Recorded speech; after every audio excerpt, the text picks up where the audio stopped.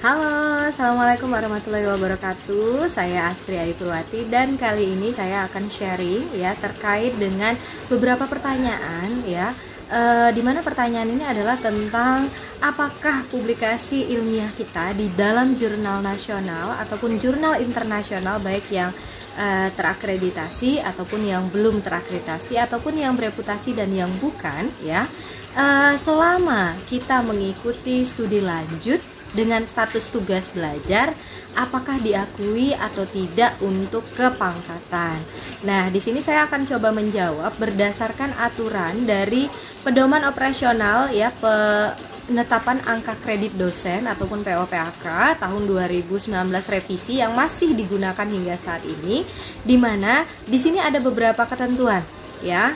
Nah, ketentuan yang pertama berdasarkan POPAK ini aturannya dapat kita lihat bahwa ya, untuk dosen yang sedang studi lanjut tugas belajar itu kegiatan tridharmanya dalam bentuk penelitian yang dipublikasikan pada jurnal nasional terakreditasi ataupun, nah di sini dituliskan bahwa di jurnal internasional ya ataupun internasional bereputasi itu diakui ya untuk kenaikan jabatan fungsional. Nah, itu ketentuan yang pertama. Untuk ketentuan yang kedua ya, diakuinya jurnal ilmiah nasional terakreditasi ataupun jurnal internasional tadi gitu ya untuk kenaikan jabatan fungsional adalah untuk pemenuhan syarat-syarat biasa ya dalam memenuhi unsur penelitian, tetapi bukan untuk pemenuhan syarat khusus. Nah, ini harus ditandai bukan untuk pemenuhan syarat khusus. Nah, syarat khusus ini sebagaimana yang kita ketahui ini adalah berlaku untuk kenaikan jabatan fungsional yang statusnya loncat jabatan ya, ataupun kenaikan jabatan fungsional dengan kriteria masa kerja yang belum mencapai masa kerja maksimum yang ditetapkan oleh POPAK. Nah, jadi tidak berlaku untuk pemenuhan syarat khusus, itu perlu diingat ya. Nah, yang ketiga ya, untuk yang ketiga ini adalah aturan untuk karya ilmiah yang dipublikasikan oleh dosen yang merupakan sintesis dari hasil karya disertasi dosen. Nah, jadi kan biasanya kita membuat disertasi ya, itu karya disertasinya kita juga akan publikasikan ke dalam satu jurnal, baik itu jurnal nasional maupun jurnal internasional. Tapi kebanyakan disertasi kan dipublikasikan, ada kewajiban untuk mempublikasikannya di dalam jurnal-jurnal internasional yang tentunya bereputasi.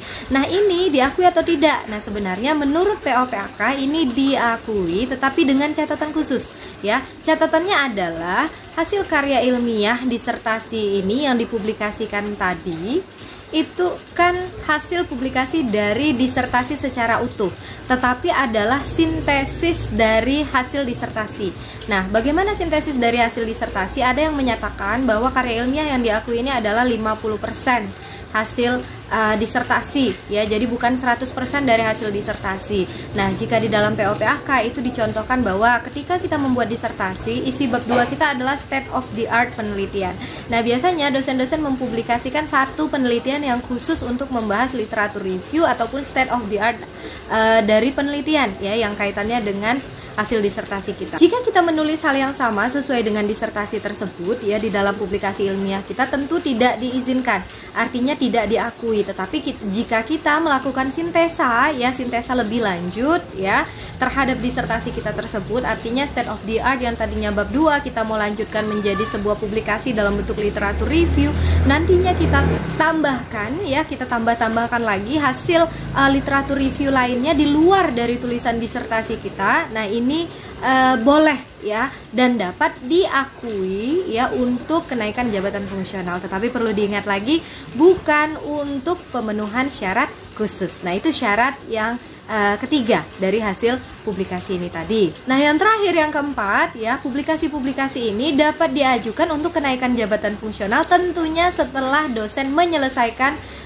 tugas belajar ataupun studi lanjutnya ya. Jadi tidak dapat mengajukan jabatan fungsional ketika sedang tugas belajar, tapi ketika sudah selesai tugas belajar itu dapat mengajukan jabatan fungsional dan dapat mengajukan karya ilmiah yang tadi telah dibuat ya dari ataupun pada saat melanjutkan studinya. Nah, jadi ini informasinya ya untuk beberapa hal yang perlu dosen ketahui apabila ingin mempublikasikan artikel ilmiahnya ke dalam jurnal ya pada saat sedang studi lanjut agar dapat digunakan nantinya untuk kenaikan jabatan fungsional. Oke? Nah, untuk pemenuhan syarat khusus ini juga perlu diingat, syarat khusus itu tentunya ya dipersiapkan setelah studi lanjut, dan tentunya penelitian publikasi untuk syarat khusus itu harus di luar dari topik disertasi kita. Terima kasih atas perhatiannya, mudah-mudahan dapat dipahami. Assalamualaikum warahmatullahi wabarakatuh.